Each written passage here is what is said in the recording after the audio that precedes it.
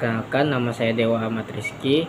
Saya dari jurusan Agroteknologi, Universitas Pendidikan Tarakan, lokal A2 dengan NPM 2440201008. Di sini saya akan mereview atau membahas artikel yaitu fitoremediasi dengan berbagai jenis tumbuhan.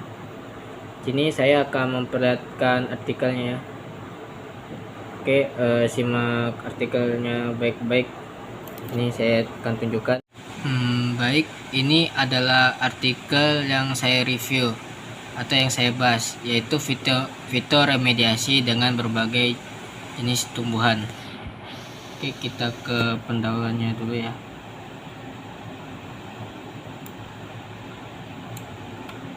Kita ke pendahuluannya dulu. Dimana menurut Undang-Undang Republik Indonesia menurut Undang-Undang Republik Indonesia 2009, pertambangan merupakan tahapan kegiatan sebagian atau seluruh pemurnian, pengangkutan, dan penjualan serta kegiatan pasca tambang berdasarkan hasil penelitian Stiad dan Nopliardi 2016. Dampak aktivitas pertambangan meliputi kerusakan lingkungan, tingkat pencemaran tanah dan air dan udara yang tinggi, maupun kerusakan bangunan rumah dan fasilitas umum bagi masyarakat, sehingga pemerintah perlu menyelenggarakan fungsi mengatur, mengurus, dan mengawasi terhadap pengelolaan sumber daya alam. Ini materi dan metodenya, dimana metodenya sendiri yaitu didapat dengan cara mencari berbagai studi literatur yang berkaitan dengan metode fitoremediasi serta berbagai jenis tumbuhan yang sering digunakan literatur tersebut dari beberapa sumber, baik dari jurnal, buku, maupun laporan, sehingga menjadi informasi yang bermakna dan berguna. Untuk hasil dan pembahasannya, fitoremediasi dan prinsipnya. Fitoremediasi memerlukan waktu yang cukup lama atau beberapa tahun untuk membersihkan lahan dari kontaminasi. Ada beberapa faktor yang membuat lamanya fitoremediasi, yaitu tingginya konsentrasi kontaminan, luas atau dalamnya area yang terkontaminasi, masa tumbuh tanaman yang lama, dan waktu tanam yang singkat.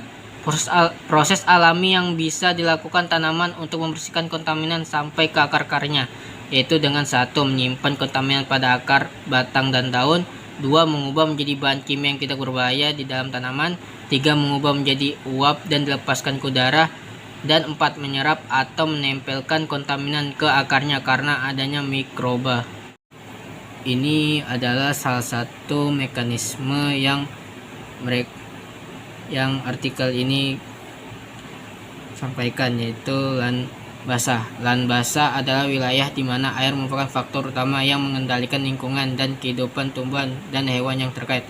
Hal ini terjadi ketika permukaan air berada pada atau dekat permukaan tanah atau ketika tanah tertutup air.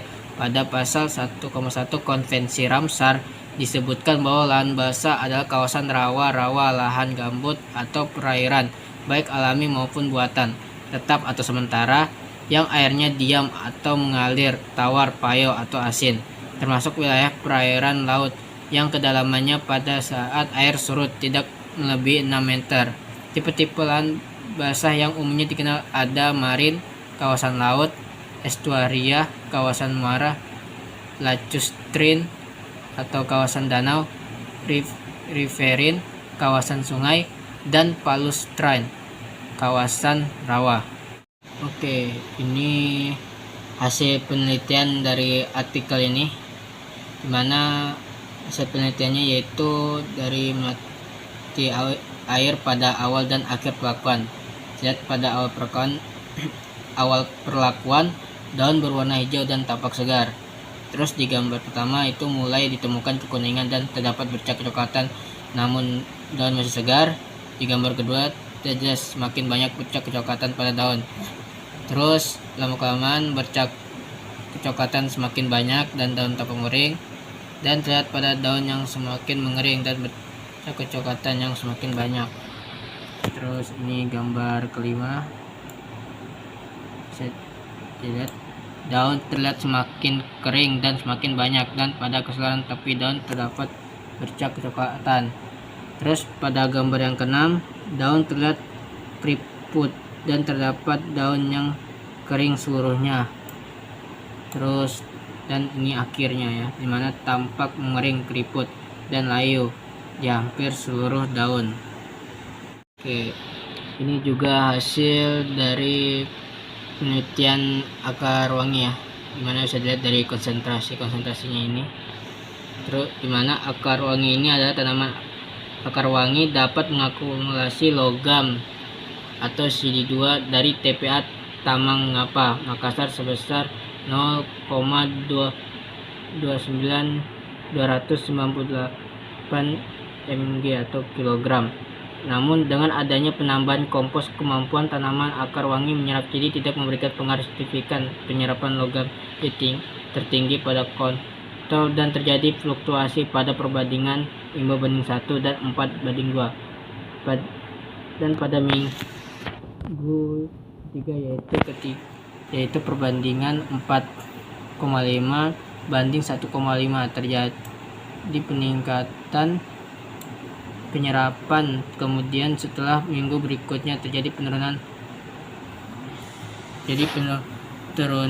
atau petandungan.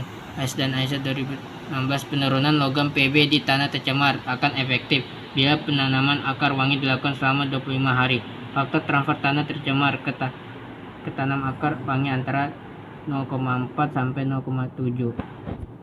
Ini adalah kesimpulan dari artikelnya ya, dimana eceng gondok, melati air, puron tikus, kayu, apu, dan akar wangi adalah beberapa jenis tumbuhan yang sering digunakan sebagai fitoremediasi yang sudah terbukti untuk menaikkan pH, dapat menurunkan kadar logam berat seperti Cr, Pb, Fe maupun Mn. Ini adalah daftar pustakanya ya.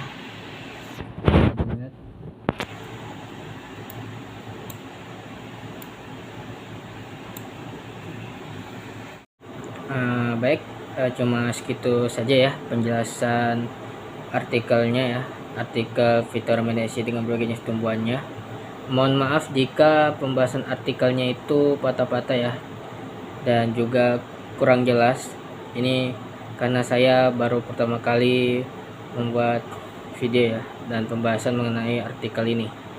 Kalau ada kesalahan dalam video saya ini, mohon diberikan kritik ya, dan juga saran tentunya.